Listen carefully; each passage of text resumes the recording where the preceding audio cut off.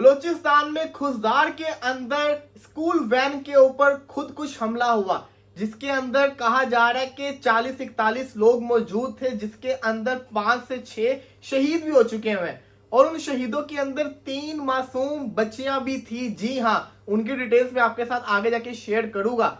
सवाल ये आता है, ये किया तो किया किसने?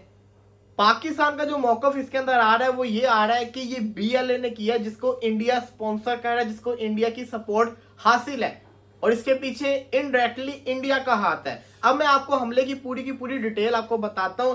आर्मी पब्लिक स्कूल, जो कि आर्मी के अंडर आता होता है जो स्कूल, उसको आर्मी पब्लिक स्कूल कहते हैं, उस स्कूल की वैन जा रही थी जिसके अंदर 40 से या 41 बच्चे मौजूद थे। उसके अंदर हमला होता है जिसके अंदर कहा जा रहा है कि 6 लोग शहीद हो चुके हैं, लेकिन कुछ रिपोर्ट्स कह रही हैं 5 शहीद हो गए, जिसके अंदर 3 मासूम बच्चियां भी शामिल थी। एक की उम्र थी 12 साल, हिफ्जा कोसर, जो कि क्लास 7 की स्टूडेंट थी। इसी के साथ साथ एक की उम्र थी 16 साल, क्लास 10 की स्टूडेंट थी ईशा सलीम।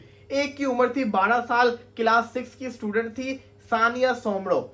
ये शहीद हो चुकी हुई हैं, मासूम बच्चे शहीद हो रहे हैं। आपको याद होगा एपीएस अटैक जो कि दिसंबर के अंदर हुआ था, 16 दिसंबर, जिसके अंदर कितना मासूम बच्चा दहशतगर्दी का शिकार बना था। अब दोबारा से एक ऐसा ही वाकया हमें देखने को मिला है। सवाल ये आता है इसके पीछे है तो है कौन? मैं आपको बताता हूं, पाकिस्तान के जो सूबा बलूचिस्तान है उसके जो चीफ मिनिस्टर हैं वो क्या कहते हैं।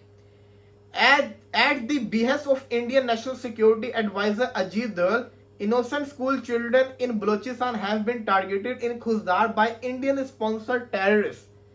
Following the success of Operation Bananun Marsoos and India's disgraceful defeat, they have now resorted to cowardly and shameful tactics.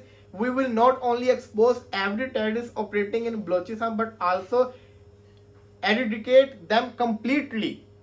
Balochistan के चीफ मिनिस्टर कहते हैं कि अब हम इनको एक्सपोज भी करेंगे, उनका सफाया भी करेंगे, और उन्होंने पूरी की पूरी तरह से बता दिया कि इसके पीछे इंडिया शामिल है।